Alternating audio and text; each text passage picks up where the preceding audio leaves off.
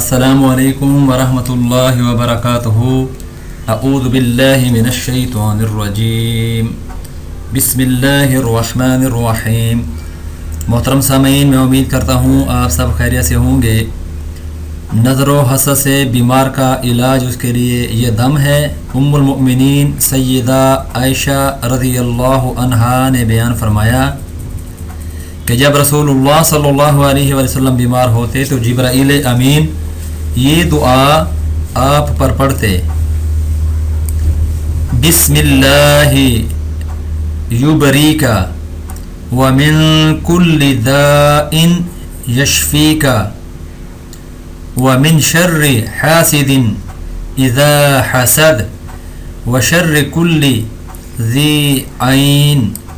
اللہ کے نام سے وہ آپ کو بچائے اور ہر بیماری سے شفا دے، اور حسد کرنے والے کے شر سے جب وہ حسد کرے، اور نظر لگانے والی ہر آنکھ کے شر سے آپ کو محفوظ رکھے۔